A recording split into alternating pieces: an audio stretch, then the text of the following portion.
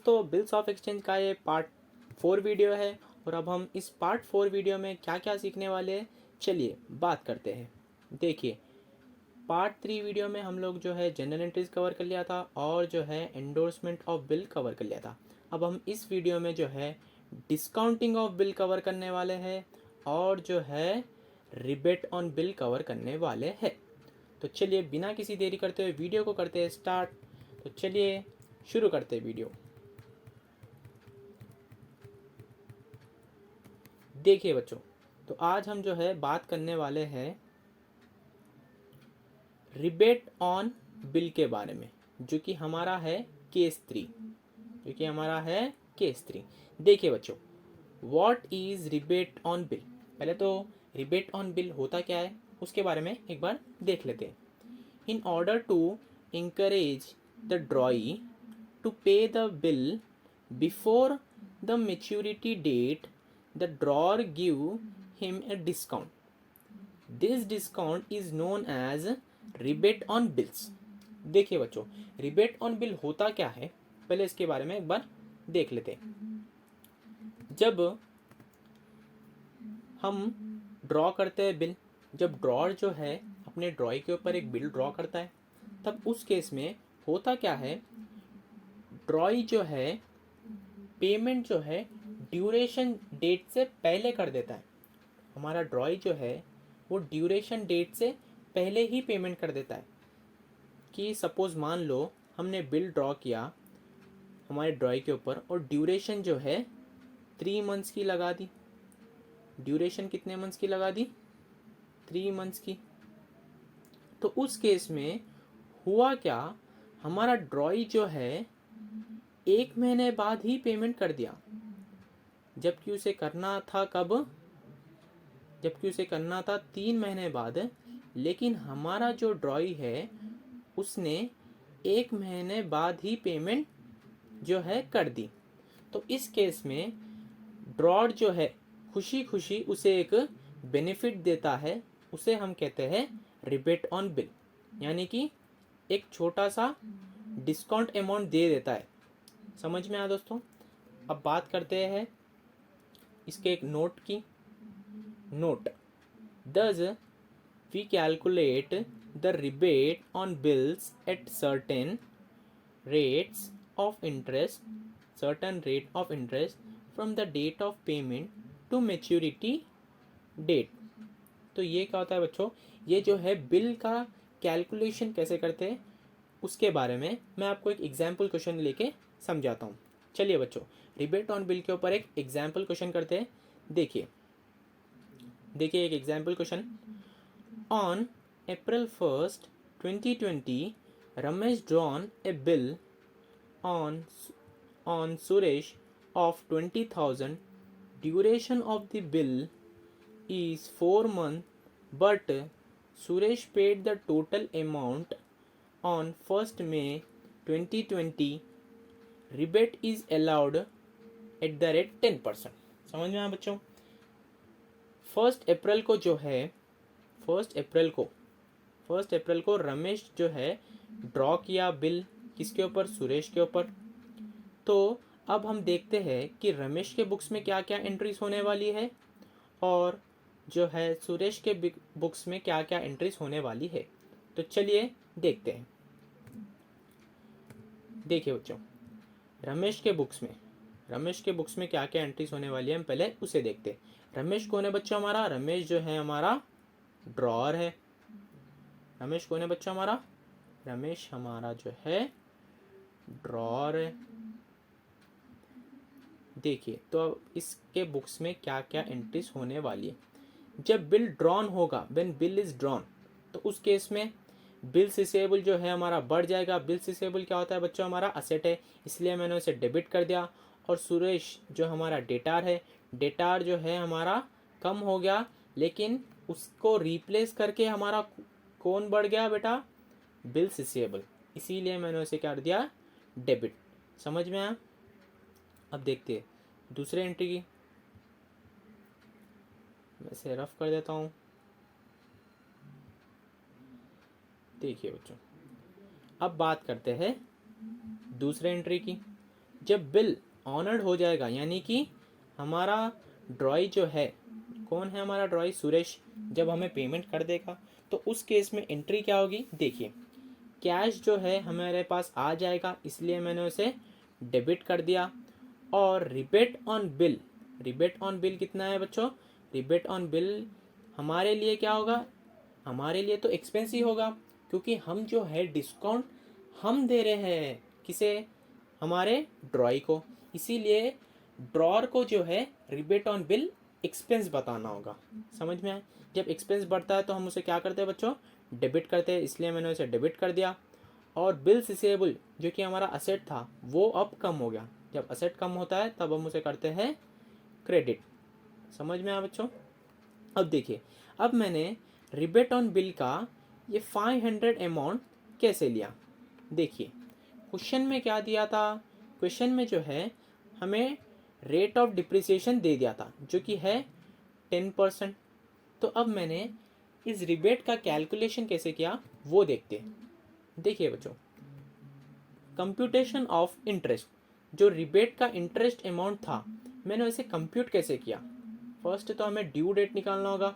देखिए due date क्या है हमारा, जो बिल ड्रॉन डेट है, बिल ड्रॉन डेट जो है 1 अप्रैल 2020 है, तो 1 अप्रैल 2020, उसमें हमें हमारा ड्यूरेशन ऐड कर देना होगा। हमारा ड्यूरेशन जो है 4 मंथ्स का ड्यूरेशन है, तो 4 मंथ्स का ड्यूरेशन मैंने ऐड कर दिया, तो हमारा ड्यू डेट जो है 1 अगस्त 2020 निकल आया है।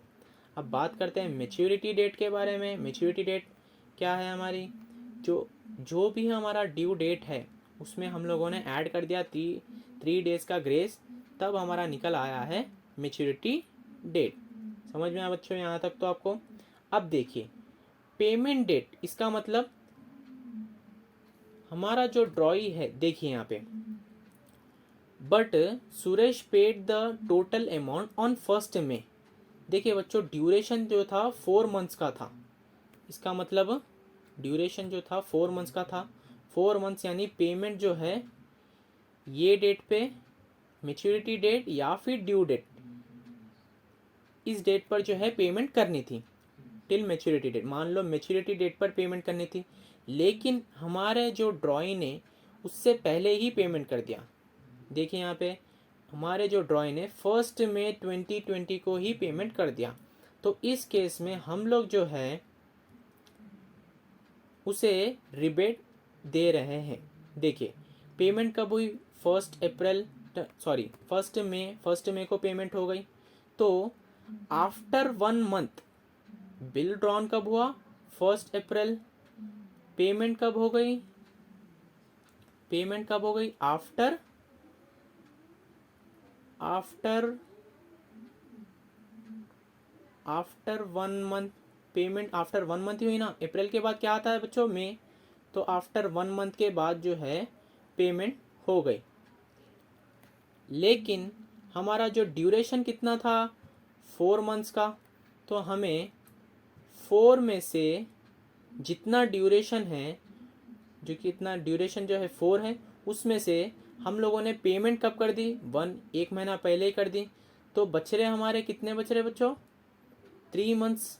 3 मंथ्स का ड्यूरेशन अभी बाकी है, तो 3 महीने के जो है 3 महीने पर हमारा इंटरेस्ट जो है कैलकुलेट होगा।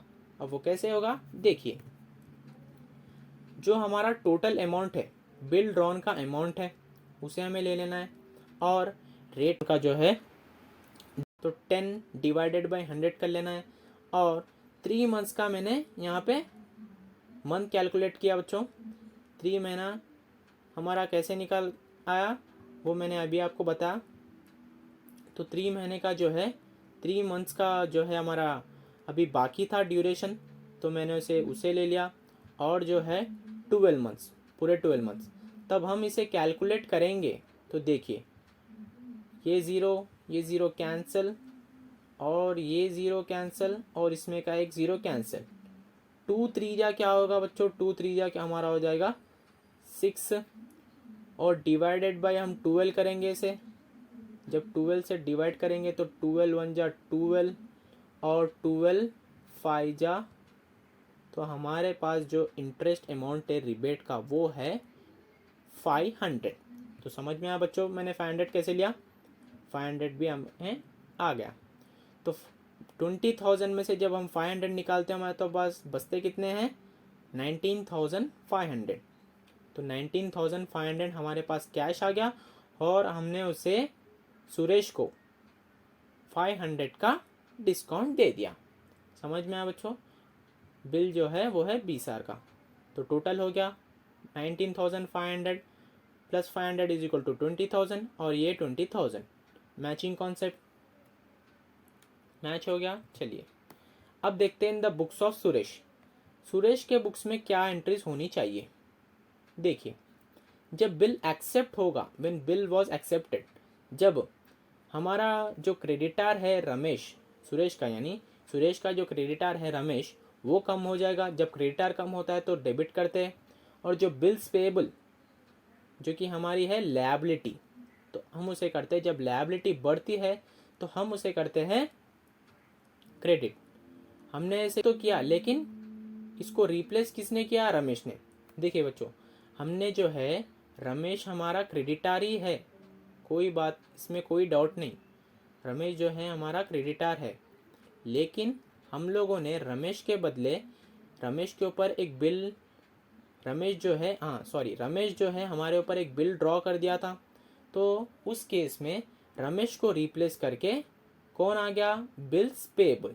समझ में आया बच्चों, जब बिल ऑनर्ड हो जाएगा, व्हेन बिल गेट्स ऑनर्ड, तब उस केस में क्या होगा, हमारा बिल्स पेएबल जो है ख़त्म हो जाएगा। हमारी लायबिलिटी जो है, सुरेश की लायबिलिटी जो है ख़त्म होके डेबिट हो जाएगी। जब लायबिलिटी ख़त्म होती है तो हम उसे करते हैं डेबिट। और जो कैश है हमारे पास से चला जाएगा, इसलिए जब कैश जो है हमारे लिए असेट है, जब असेट हमारे पास से जाता है तो हम उसे करते हैं क्रेडिट। और रिबेट जो है हमारे लिए यानी कि सुरेश के लिए रिबेट जो है वो है इनकम। जब इनकम हमारे लिए होती है तब हम उसे करते हैं क्रेडिट। समझ में आया बच्चों, 500 ये और 19,500 और 20,000। समझ में आया बच्चों। तो अब बात करते हैं केस 4 के बारे में। चलिए दोस्तों अब देखते हैं केस 4 जो कि है हमारा केस 4 जो कि हमारा क्या है बच्चों, discounting of bill. Discounting of bill होता क्या है इसे पहले देखते हैं। देखिए discounting of bill refers to the encashment of bill before maturity date. In this case the bank deducts some charges. The bank shall make the payment of the bill after deducting some charges called discount. The process of encashing the bill with the bank is called the discounting of bill. देखिए बच्चों discounting of bill होता क्या है, उससे पहले हम encashment क्या होता है वो देख लेते हैं। Encashment means it means exchange of a cheque और financial instrument for a money. देखिए बच्चों हम इसे एक एग्जाम्पल के तौर पे समझते हैं ताकि आपको इनकैशमेंट भी समझ में आ जाएगा और जो है डिस्काउंटिंग ऑफ बिल वो भी समझ में आ जाएगा। देखिए यहाँ पे मिस्टर ए जो है क्रेडिट सेल की किसे, मिस्टर बी को। तो और जो है एक बिल भी ड्रॉ कर दिया किन के ऊपर, मिस्टर बी के ऊपर। और जो उस बिल का ड्यूरेशन दे दिया है 3 मंथ्स। कितना ड्यूरेशन दे दिया है, 3 मंथ्स। तो उस केस में होगा क्या, बी जो है 3 महीने बाद पेमेंट करेगा। ऑब्वियसली बी जो है, मिस्टर बी जो है हमारा ड्रॉई वो है 3 महीने बाद ही तो हमें पेमेंट करेगा। समझ में आया यहाँ तक। लेकिन मिस्टर ए को जो है 1 महीने बाद ही अर्जेंट पेमेंट की रिक्वायरमेंट थी। 1 महीने बाद ही मिस्टर ए को अर्जेंट पेमेंट की रिक्वायरमेंट थी। तो वो तो बी से मांग नहीं सकते थे अर्जेंट पेमेंट। तो वो जाते हैं बैंक के पास, और बैंक जो है हमें एक डिस्काउंटिंग ऑफ बिल अब यहाँ पे देखिए, बैंक जो है हमें पैसे दे देते हैं और पैसे के बदले हमारे पास से हमारा जो बिल था वो ले लेते। मिस्टर ए क्या होल्ड करते हैं? Bills receivable. तो हमारे पास से बिल्स रिसीवेबल जो है ले लेता है बैंक, और बैंक जो है हमें पेमेंट कर देता है। लेकिन पेमेंट करने से पहले बैंक जो है कुछ डिस्काउंट के चार्जेस वो है हमारे पास से लेता है। यानी कि देखिए, बैंक जो है पूरा पेमेंट नहीं करता, उस पर कुछ डिस्काउंट का जो है चार्ज लगाएगा हमारे ऊपर, और डिस्काउंट का जो चार्ज है वो काटने के बाद, यानी कि वो डिडक्ट करने के बाद ही हमें पेमेंट करेगा। अब पढ़ते हैं, देखिए, mister A has immediate requirement of cash. जैसा कि हम लोगों ने देखा था, मिस्टर ए को इमीडिएट रिक्वायरमेंट था कैश का। Now mister A has an option to get the bill discounted from bank and take the cash. तो मिस्टर ए के पास ऑप्शन क्या था? बिल जो है डिस्काउंट करा लेना था, किसके? बैंक से, और जो है कैश रिसीव कर लेना था। समझ में आया? अब bank will make the payment to mister A on behalf of bill. Bank जो है बिल ले लेगा मिस्टर ए के पास से और जो है पेमेंट कर देगा। वो भी कब? जब जो है डिडक्टिंग डिस्काउंट चार्जेस, यानी कि डिस्काउंट के जो चार्जेस है वो डिडक्ट करके हमें पेमेंट कर देगा। और इनकैशमेंट का मतलब बच्चों, जब हम किसी भी नेगोशिएबल इंस्ट्रूमेंट को एक्सचेंज करते हैं, यानी कि हम किसी भी नेगोशिएबल इंस्ट्रूमेंट, मतलब उसमें चेक आ जाता है हमारा, और फाइनेंशियल इंस्ट्रूमेंट्स आते हैं, और जो है हमारा बिल आ जाता है, और जो है हमारा क्या आता है बच्चों? बिल आ जाता है। तो जब हम इन किसी भी चीज़ों को एक्सचेंज कराते हैं, किसके थ्रू? किसके लिए? मनी के लिए। तो वो होता है हमारा एनकैशमेंट। समझ में आया बच्चों? देखिए, अब इसके ऊपर जल्दी से जल्दी एक एग्जाम्पल क्वेश्चन करते हैं। देखिए, on 1st August 2021, Mr. A drawn a bill of rupees 30,000 on Mr. B. Duration of bill is 2 months, but on 30th August 2021, Mr. A get the discounted from bank at the rate 10%. On due date, the bill gets dishonored and noting charges being 500 charged by bank. Pass the journal entries. अब देखिए, अब किन किन के books में क्या क्या journal entries होने वाली है वो देखते हैं। देखिए, फर्स्ट जो है हमारे मिस्टर ए के बुक्स में क्या क्या जर्नल एंट्रीज होने वाली है। व्हेन बिल इज़ ड्रॉन, जब बिल हम ड्रॉ करेंगे तब बिल जो है बिल रिसीवेबल हमारा बढ़ जाएगा, इसीलिए मैंने उसे कर दिया डेबिट। और जो है बिल रिसीवेबल को, और जो हमारे मिस्टर बी है वो हमारे कम हो जाएंगे, यानी कि हमारे डेटार कम हो जाएंगे। डेटार को कौन रिप्लेस कर लेगा? डेटार को जो है बिल्स रिसीवेबल रिप्लेस कर लेगा, इसलिए मैंने बिल्स रिसीवेबल को बढ़ा दिया, इसीलिए बिल्स रिसीवेबल डेबिट हो गया। बिल्स रिसीवेबल हमारे लिए क्या है बच्चों? बिल्स रिसीवेबल जो है हमारे लिए असेट है। समझ में आया? अब जब व्हेन बिल इज़ डिस्काउंटेड, देखिए 30,000 का पेमेंट हो गया, 30,000। व्हेन बिल इज़ डिस्काउंटेड, जब बिल जो है डिस्काउंटेड करा लेते हैं हम, जब बिल जो है डिस्काउंटेड करा लेते हैं तो उस केस में हमारी एंट्री क्या होती है? देखिए, बैंक अकाउंट डेटा, बैंक यानी कि इसका मतलब हमारे पास जो है कैश आ गया होगा, बैंक में जो है हमारे पास कैश आ गया होगा बैंक के थ्रू आया है कैश, इसलिए मैंने बैंक अकाउंट लिखा। कैश हमारे लिए, कैश और बैंक हमारे लिए क्या है बच्चों? असेट है। असेट है, जब भी असेट बढ़ता है तो हम उसे क्या करते हैं? डेबिट करते हैं। और जो डिस्काउंट है, डिस्काउंट जो है हमारे लिए एक्सपेंस है, जब भी एक्सपेंस बढ़ता है तो हम उसे करते हैं डेबिट। और हमारा बिल्स रिसीवेबल जो है ख़त्म हो जाता है, हमारे पास से तो चला जाता है, तो चला जाना मतलब हमारे पास से ख़त्म हो जाता है बिल्स रिसीवेबल, इसलिए मैंने उसे कर दिया क्रेडिट। समझ में आया?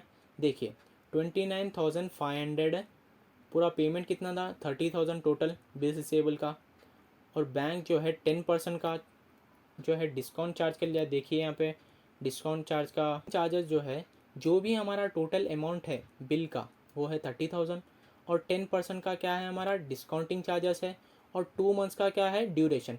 ये ड्यूरेशन जो है हमें जितना ड्यूरेशन क्वेश्चन में दिया गया है, यानी कि ड्यूरेशन जितना क्वेश्चन में दिया गया है उतना ही ड्यूरेशन हमें ले लेना है और उसे डिवाइडेड बाय 12 कर देना है। जबकि बिल जो है 30 अगस्त को डिस्काउंटेड हुआ था, उससे हमें कोई लेना देना नहीं है। जितना क्वेश्चन में जो है ड्यूरेशन दिया है उतना ही ड्यूरेशन का मंथ हमें ले लेना है और डिवाइडेड बाय 12 कर लेना है। तब हमारा आ जाएगा डिस्काउंट जितना चार्ज करना है उसका अमाउंट जो है आ जाएगा, जो कि है 500। समझ में आया बच्चों?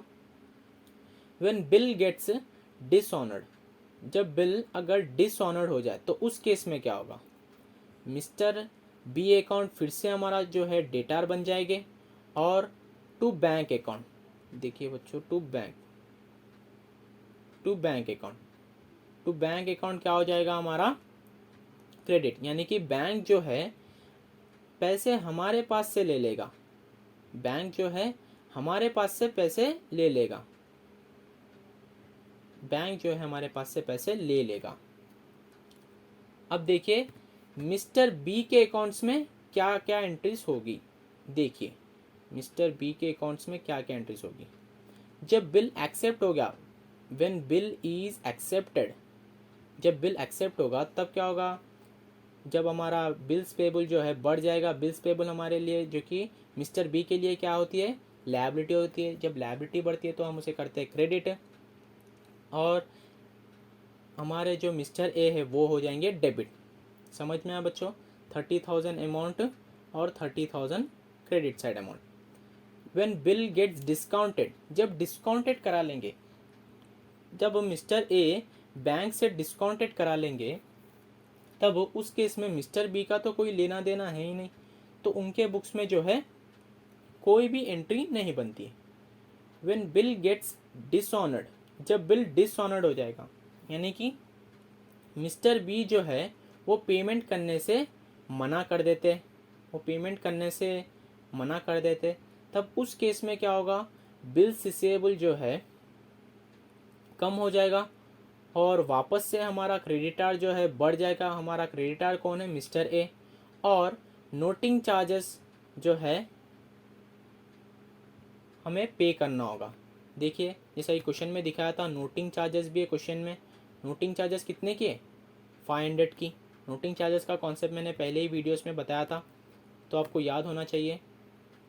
और नोटिंग चार्जेस मिस्टर बी के लिए क्या है बच्चों, मिस्टर बी के लिए नोटिंग चार्जेस जो है एक्सपेंस है, इसीलिए मैंने उसे डेबिट कर दिया। और बिल्स पेबल जो है कम हो जाएगा, इसलिए मैंने उसे भी डेबिट कर दिया। और मिस्टर ए वापस से हमारे क्रेडिटार बन जाएंगे, इसलिए मैंने उसे क्रेडिट कर दिया। तो देखिए 30,000 पूरा अमाउंट देना होगा, ये मत लिखिए। 30,000 जो है वो पूरा अमाउंट देना होगा और उसमें ऐड कर लेना होगा नोटिंग चार्जेस। 30,000 के पूरे अमाउंट पे हमें ऐड कर लेना होगा नोटिंग चार्जेस, तब हमारा आता है वो 30,500। That is the right amount, not this amount. ये अमाउंट करेक्ट नहीं है, 30,500 अमाउंट करेक्ट है। तो चलिए दोस्तों, आज की वीडियो जो है यहाँ पर ही ख़त्म होती है। मिलते हैं अगली वीडियो में। Till then goodbye and take care.